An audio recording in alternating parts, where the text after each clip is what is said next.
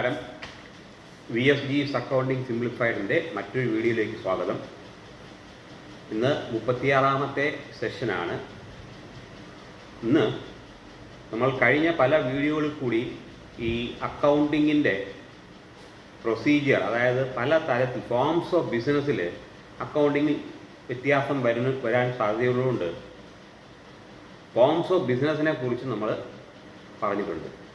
അതായത് ഒരാൾ മാത്രമായിട്ട് ബിസിനസ് നടത്തിയാൽ അത് സോൾ പ്രൊപ്രൈറ്റർഷിപ്പ് അല്ലെങ്കിൽ സോൾ ട്രേഡർ എന്നാണ് അയാൾ വിളിക്കുക. രണ്ടോ അതിലധികമോ ആൾക്കാർ ചേർന്ന് ബിസിനസ് നടത്താം, അത് പാർട്ണർഷിപ്പ് എന്നറിയപ്പെടും. ഇനി അതല്ല, കോഓപ്പറേറ്റീവ് പ്രിൻസിപ്പിൾസ് അനുസരിച്ച് സൊസൈറ്റി എന്നുള്ള രീതിയിൽ ബിസിനസ് ചെയ്യാം, അപ്പോൾ അത് കോഓപ്പറേറ്റീവ് ബിസിനസ്സാണ്. ഇനി ഇതൊന്നുമല്ല, കമ്പനി ഫോം ഓഫ് ബിസിനസ് ഉണ്ട്. അപ്പോൾ ഇതിലെല്ലാം ഈ പറഞ്ഞ പോലെ ഫോം ചെയ്യുന്ന സ്ട്രക്ചർ, ചെയ്യുന്ന ബിസിനസ്സിൻ്റെ വോളിയം, ആളുകളുടെ എണ്ണം, ഇവയെല്ലാം അനുസരിച്ചാണ് ഈ ഫോംസ് ഓഫ് ബിസിനസ് നിർണ്ണയിക്കുന്നത്. ഇവിടെ ഇന്ന് പാർട്ണർഷിപ്പിനെ കുറിച്ചാണ് വിവരിക്കാൻ പോകുന്നത്. അതിനുള്ള ശ്രമം നടത്തുകയാണ്. അപ്പോൾ ഈ പാർട്ണർഷിപ്പ് എന്ന് പറഞ്ഞത് അത് ഒരു വാക്യത്തിലായിട്ട് പറഞ്ഞാൽ partnership is a voluntary association of 2 or more persons എന്ന് പറയാം ഒറ്റ വാക്യത്തിൽ.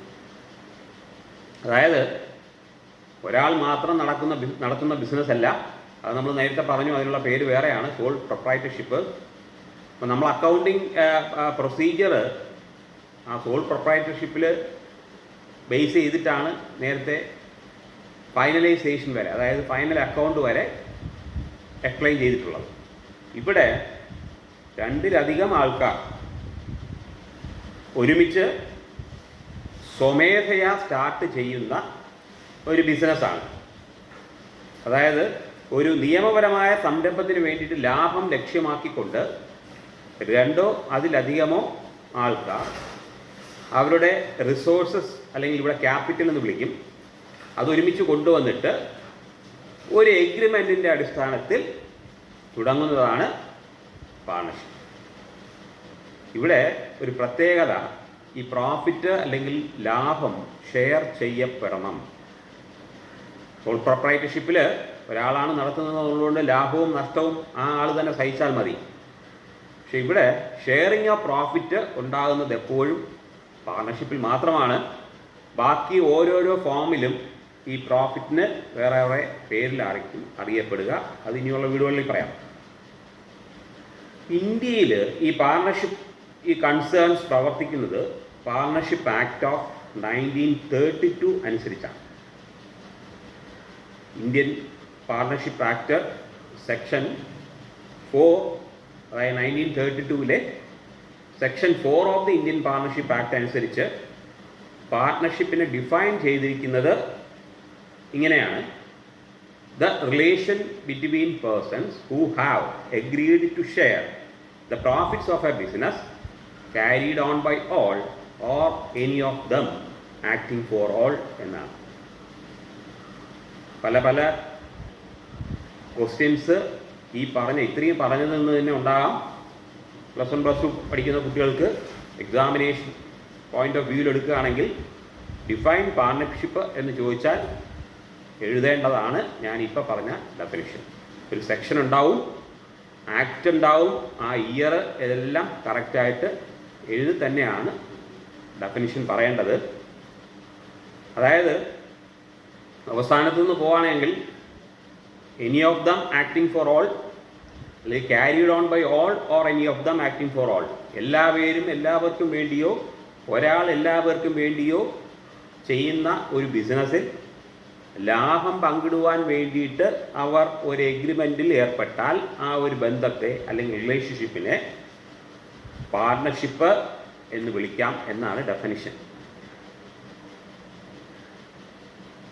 അപ്പോൾ എന്താ പറയുക, ഒരു ബിസിനസ്സിൽ ലാഭം പങ്കുവയ്ക്കാൻ വേണ്ടി 2 അതിലധികമോ വ്യക്തികൾ ഒരു എഗ്രിമെൻറ്റിൽ ഏർപ്പെട്ടാൽ ആ ബന്ധത്തെ പാർട്ണർഷിപ്പ് എന്ന് വിളിക്കാം. ഇങ്ങനെ ജോയിൻ ചെയ്യുന്ന ഓരോ വ്യക്തികളെയും നമ്മുടെ അക്കൗണ്ടിങ്ങിൻ്റെ ഭാഗമായിട്ട് അല്ലെങ്കിൽ കൊമേഴ്സിൽ പാർട്ട്നേഴ്സ് എന്ന് വിളിക്കും. ഇവരെ കളക്റ്റീവായിട്ട്, അതായത് ഈ പാർട്ട്നേഴ്സിനെ കളക്റ്റീവായിട്ട് ഫേം എന്ന് വിളിക്കും. ഒരു പേരിൽ ആണ് ഈ ബിസിനസ് സ്റ്റാർട്ട് ചെയ്യുന്നത്, അതുകൊണ്ട് തന്നെ ആ പേരിനെ ഫേം നെയിം എന്നും വിളിക്കും. അപ്പോൾ പാർട്ട്നേഴ്സിൻ്റെ ജോയിൻ്റ് ആയിട്ടുള്ള ഓണർഷിപ്പിലും നിയന്ത്രണത്തിലും നടത്തപ്പെടുന്നതാണ് മിക്കവാറും അല്ലെങ്കിൽ ഈ പാർട്ണർഷിപ്പ് ഫേംസ്. അപ്പോൾ രണ്ടോ അതിലധികമോ ആൾക്കാർ ഒരു ബിസിനസ്സിന് വേണ്ടി ജോയിൻ ചെയ്യുന്നു. ആ വരുന്ന എല്ലാ പേരും തന്നെ ക്യാപിറ്റൽ അല്ലെങ്കിൽ റിസോഴ്സസ് കോൺട്രിബ്യൂട്ട് ചെയ്യുന്നു. അപ്പോൾ ആ ഒരു ഫോമാറ്റ് നമുക്ക് പാർട്ണർഷിപ്പിൻ്റെ പരിധിയിൽ കൊണ്ടുവരാം. ഇനി ഈ ഡെഫിനിഷൻ്റെ ബേസിൽ ഇതിൻ്റെ ഫീച്ചേഴ്സ്, പാർട്ണർഷിപ്പിൻ്റെ ഫീച്ചേഴ്സ് ഒന്ന് പറഞ്ഞു പോകാൻ ശ്രമിക്കുകയാണ്. 1932 നേരത്തെ പറഞ്ഞ 1932 പാർട്ണർഷിപ്പ് ആക്ട് പ്രകാരം ഒരു പാർട്ണർഷിപ്പ് സ്റ്റാർട്ട് ചെയ്യാൻ മിനിമം 2 പേഴ്സൺസ് മതി, 2 പേരോ അതിലധികമോ ആൾക്കാർ. ഇനി മാക്സിമം ലിമിറ്റ് ഫിക്സ് ചെയ്തിരിക്കുന്നത് 1956 കമ്പനീസ് ആക്ട് പ്രകാരമാണ്. 1956 കമ്പനീസ് ആക്ട് പ്രകാരം മാക്സിമം 10 പേരെ ആകാവൂ ഒരു ബാങ്കിങ് ബിസിനസ്സാണ് സ്റ്റാർട്ട് ചെയ്യുന്നതെങ്കിൽ. അതല്ല സാധാരണ ബിസിനസ്സാണ് സ്റ്റാർട്ട് ചെയ്യുന്നതെങ്കിൽ മാക്സിമം 20 വരെ ആകാം എന്നാണ് 1956 കമ്പനീസ് ആക്ടിൽ പറഞ്ഞിരിക്കുന്നത്. ഈ മാക്സിമം നമ്പർ സ്പെസിഫൈ ചെയ്തിരിക്കുന്നത് കമ്പനീസ് ആക്ടാണ്. ഈ 2013 ആയപ്പോഴേക്കും ഈ 1956 എന്ന് പറയുന്ന കമ്പനീസ് ആക്ടിനെ അമെൻഡ് ചെയ്തു. അത് പ്രകാരം മാക്സിമം ലിമിറ്റ് 50 വരെ ആകാം എന്നാണ്. അപ്പോൾ പ്രത്യേകിച്ച് ശ്രദ്ധിക്കേണ്ട കാര്യം ഇവിടെ മിനിമം ലിമിറ്റ് ഫിക്സ് ചെയ്യുന്നത് 1932 പാർട്ണർഷിപ്പ് ആക്റ്റും മാക്സിമം 2013 കമ്പനീസ് ആക്റ്റും ആണ്. ഇനി നമ്മൾ നേരത്തെ പറഞ്ഞ ഒരു എഗ്രിമെൻറ്റിൻ്റെ അടിസ്ഥാനത്തിലാണ് ഈ സ്ഥാപനം അല്ലെങ്കിൽ ഈ പാർട്ണർഷിപ്പ് പ്രവർത്തിക്കുന്നത് എന്ന് പറഞ്ഞല്ലോ. ആ എഗ്രിമെൻ്റ് ഓറലോ റിട്ടണോ ആകാം. ഓറൽ എന്ന് പറഞ്ഞാൽ പറയപ്പെട്ടതാവാം, റിട്ടൺ എന്ന് പറഞ്ഞാൽ എഴുതപ്പെട്ടതാകാം. എന്നാൽ കഴിഞ്ഞ വീഡിയോയിൽ ഞാൻ പറഞ്ഞതുപോലെ ഒരു എഗ്രിമെൻറ്റിന് ലീഗൽ എൻഫോഴ്സ്മെൻറ്റ് കിട്ടണമെങ്കിൽ അത് റിട്ടൺ തന്നെ ആകുന്നതാണ് നല്ലത്. അതുപോലെ മൈനറോ ഇൻസോൾവൻ്റ് പേഴ്സണോ അൺസൗണ്ട് പേഴ്സണോ ഒരു കാരണവശാലും പാർട്ണർഷിപ്പിൽ എൻ്റർ ചെയ്യാൻ പറ്റില്ല. എന്ന് പറഞ്ഞാൽ പാർട്ട്നേഴ്സ് ആകാൻ പറ്റില്ല. എന്തുകൊണ്ടെന്നാൽ they are legally incompetent persons ആയതുകൊണ്ടാണ്. അപ്പോൾ since they are legally incompetent persons, minors, insolvents and insanity persons are not allowed to be enter in to a valid partnership agreement. അതുപോലെ ഇവിടെ ലോഫുള്ളായിട്ടുള്ള ഒരു ബിസിനസ്സിന് വേണ്ടി മാത്രം അൺലോഫുള്ളായിട്ടുള്ള, അതായത് നിയമം അനുശാസിക്കാത്ത ഒരു ബിസിനസ്സും ലൈസൻസ് കിട്ടില്ല. അപ്പോൾ അത് മാത്രമേ അനുവദിക്കുകയുള്ളൂ. അതുപോലെ തന്നെ ബിസിനസ് വഴി ഉണ്ടാകുന്ന ലാഭം പങ്കിടാം, ഷെയർ ചെയ്യാം എന്നുള്ള ഒരു എഗ്രിമെൻ്റ് ഉണ്ടാവണം. അതുപോലെ തന്നെ ഏത് റേഷ്യോയിലാണ് ഈ ലാഭം പങ്കിടേണ്ടത് എന്നും എഗ്രിമെൻറ്റിൽ കാണും. എഗ്രിമെൻറ്റിൽ പറഞ്ഞിരിക്കുകയാണെങ്കിൽ ആ റേഷ്യോയിൽ തന്നെ ഉണ്ടാകുന്ന ലാഭത്തെ ഷെയർ ചെയ്യണം. ഇനി അഥവാ ഈ റേഷ്യോ പറയുന്നില്ല എങ്കിൽ, അല്ലെങ്കിൽ എഗ്രിമെൻറ്റിൻ്റെ അഭാവത്തിൽ പ്രോഫിറ്റ് ഷെയർ ചെയ്യേണ്ടത് ഈക്വലായിട്ടായിരിക്കണം. ഈ പ്രോഫിറ്റ് മാത്രമേ നമ്മൾ സാധാരണ പറയുന്നുള്ളൂ. ലോസും അതുപോലെ തന്നെ ഷെയറിങ് വരും. കാരണം പോസിറ്റീവായിട്ട് പറയുമ്പോൾ എപ്പോഴും ഒരു ബിസിനസ് നടത്തിക്കൊണ്ട് പോകുന്നത് ലാഭം ഉണ്ടാക്കാൻ വേണ്ടിയിട്ടാണ്, ലാഭം തന്നെ ഉണ്ടാകണം എന്നുള്ള കോൺസെപ്റ്റ് ഉള്ളതുകൊണ്ടാണ് പ്രോഫിറ്റ് കാര്യം മാത്രം പറഞ്ഞു പോകുന്നത്. ഇനി ആ ഡെഫിനിഷനിൽ പറഞ്ഞ പോലെ എല്ലാ പാർട്ണർമാർക്കും വേണമെങ്കിൽ മാനേജ്മെൻറ്റിൽ അല്ലെങ്കിൽ ബിസിനസ്സിൽ ഏർപ്പെടാം. അങ്ങനെ നിർബന്ധമില്ല. ഏതെങ്കിലും ഒരാൾ മറ്റുള്ളവർക്ക് വേണ്ടിയും ബിസിനസ്സിൽ ഏർപ്പെട്ടാൽ മതിയാവും. അങ്ങനെയാണെങ്കിൽ അതും ഈ പറഞ്ഞ പോലെ എഗ്രിമെൻറ്റിൻ്റെ ഭാഗമാണ്. ഇവിടെയാണ് പാർട്ട്നേഴ്സിനെ പല തട്ടുകളായിട്ട് അല്ലെങ്കിൽ പല ക്ലാസിഫിക്കേഷനിലേക്ക് പോകുന്നത്. അതായത് ആക്റ്റീവായിട്ട് പാർട്ടിസിപ്പേറ്റ് ചെയ്താൽ, മാനേജ്മെൻറ്റ് പാർട്ടിസിപ്പേറ്റ് ചെയ്താൽ ആക്റ്റീവ് പാർട്ട്നേഴ്സ് എന്നും, അല്ലെങ്കിൽ നോമിനൽ പാർട്ട്നേഴ്സ് എന്നും ഒക്കെ വിളിക്കും, അല്ലെങ്കിൽ സ്ലീപ്പിംഗ് പാർട്ട്നേഴ്സ് എന്നും. ഇങ്ങനെ പാർട്ട്നേഴ്സിനെ പല തട്ടുകളായിട്ട് അല്ലെങ്കിൽ പല വിഭാഗങ്ങളായിട്ട് മാറ്റിയിട്ടുണ്ട്. അത് ഇനിയുള്ള വീടുകളിൽ ഉണ്ടാകും. അപ്പോൾ പാർട്ട്ണർഷിപ്പ് ഒരു അറ്റ്മോസ്റ്റ് ഗുഡ് ഫെയ്ത്ത് എന്നൊരു തത്വം മുൻനിർത്തി വേണം പ്രവർത്തിക്കാൻ. അതായത് വളരെ സത്യസന്ധമായും നിയമപരമായും വേണം ഒരു പാർട്ട്ണർഷിപ്പ് പ്രവർത്തിക്കാൻ എന്നാണ് ഈ അറ്റ്മോസ്റ്റ് ഗുഡ് ഫെയ്ത്ത് പറയുന്നത്. വിശ്വാസ്യതയിൽ പ്രവർത്തിക്കണം. കാരണം ചിലപ്പോൾ ഈ പറഞ്ഞ പോലെ എല്ലാ പാർട്ട്ണർമാരും ആക്റ്റീവ് പാർട്ട്ണർമാരാവണമെന്നില്ല. എന്നാൽ പാർട്ട്നേഴ്സാണ് അവർ. കാരണം ഈ പറഞ്ഞ പോലെ ക്യാപിറ്റൽ അല്ലെങ്കിൽ റിസോഴ്സസ് കൊണ്ടുവന്നവരാണ്, പ്രോഫിറ്റിൻ്റെ ഷെയർ കിട്ടേണ്ടവരും ആണ്. ഇനി ഈ പാർട്ട്ണർമാരുടെ മാത്രം ഒരു പ്രത്യേകതയാണ് അവർ പ്രിൻസിപ്പലും അതേസമയം ഏജൻറ്റുമായി പ്രവർത്തിക്കേണ്ടി വരുന്നു എന്നുള്ളത്. ഏതെങ്കിലും ഒരു പാർട്ട്ണർ മാനേജ്മെൻറ്റിൽ ഏർപ്പെട്ടിട്ട് മറ്റുള്ള പാർട്ട്ണർമാർ അതനുസരിക്കുകയാണ്, അല്ലെങ്കിൽ അതിനനുസരിച്ച് അല്ലെങ്കിൽ ആ പ്രവൃത്തി ആക്സെപ്റ്റ് ചെയ്യുന്നു എന്നുള്ളത് കൊണ്ടാണ് പ്രിൻസിപ്പലും ഏജൻറ്റും ആവുന്നത്. അതുപോലെ തന്നെ ഒരാൾ ചെയ്യുന്ന പ്രവൃത്തി മറ്റുള്ള എല്ലാ പാർട്ട്നേഴ്സിനും ബാധകമായി തീരും എന്ന് പറയുന്നതും പാർട്ണർഷിപ്പിൻ്റെ മാത്രം പ്രത്യേകതയാണ്. അപ്പോൾ അതാണ് ഇവിടെ ജോയിൻ്റ് ആൻഡ് സെവറൽ എന്ന് നമ്മൾ പറയുന്നത്. അപ്പോൾ ജോയിൻ്റ് ആൻഡ് സെവറലായിട്ട് വേണം പാർട്ട്നേഴ്സ് പ്രവർത്തിക്കാൻ. അതുപോലെ തന്നെ നമുക്കറിയാം ഏത് ബിസിനസ്സിനും ലയബിലിറ്റി എന്ന് പറയുന്നത് ബാധകമാണ്. ഒരു സോൾ പ്രൊപ്പറേറ്റർഷിപ്പിനെ സംബന്ധിച്ചിടത്തോളം ലയബിലിറ്റി അൺലിമിറ്റഡ് ആണ്. ഞാൻ കഴിഞ്ഞ പഴയ വീടുകളിൽ പറഞ്ഞിട്ടുള്ളതുപോലെ അൺലിമിറ്റഡ് ലയബിലിറ്റി എന്ന് പറഞ്ഞാൽ ലയബിലിറ്റി ഉണ്ടായാൽ അത് ആ ബിസിനസ്സിൽ നിന്ന് കൊടുത്തു തീർക്കാൻ കഴിഞ്ഞില്ലെങ്കിൽ ബിസിനസ്സുകാരൻ്റെ പ്രൈവറ്റ് പ്രോപ്പർട്ടിയിൽ നിന്ന് കൂടി ആ ബാധ്യത തീർക്കേണ്ട ലയബിലിറ്റിയാണ് അൺലിമിറ്റഡ് ലയബിലിറ്റി. അപ്പോൾ പാർട്ണർഷിപ്പിലും അൺലിമിറ്റഡ് ലയബിലിറ്റി ആണ്. അപ്പോൾ അതുകൊണ്ട് ഒരാൾ ഒറ്റയ്ക്കും പാർട്ണർമാർ ജോയിൻ്റ് ആയിട്ടും സ്ഥാപനത്തിനുണ്ടാകുന്ന ഡെറ്റ്സിന് ബാധ്യസ്ഥരായി തീരും. Joint and several. ഈ പറയുന്ന പോലെ ഏതെങ്കിലും ഒരു പാർട്ണർക്ക് ഇപ്പോൾ പ്രൈവറ്റ് പ്രോപ്പർട്ടി ഒന്നും ഇല്ല, കടമുണ്ടായിപ്പോയി കടം തീർക്കാൻ ഒരിക്കലും ബാധ്യത വരണമെന്ന് നമ്മൾ പറയാറില്ല. എന്നാൽ ഉണ്ടായാൽ ഒരാൾക്ക് അതിന് കഴിഞ്ഞില്ലെങ്കിൽ ഇതുള്ള ആൾക്കാർ ആ ബാധ്യത ഏറ്റെടുക്കാൻ തയ്യാറാവണം. എങ്ങനെയും ബാധ്യത കൊടുത്തു തീർത്തേ മതിയാവും.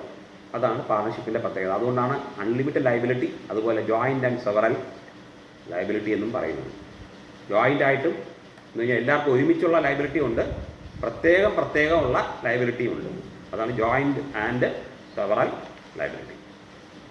ഇനി ഈ ഫീച്ചേഴ്സിൽ അവസാനമായിട്ട്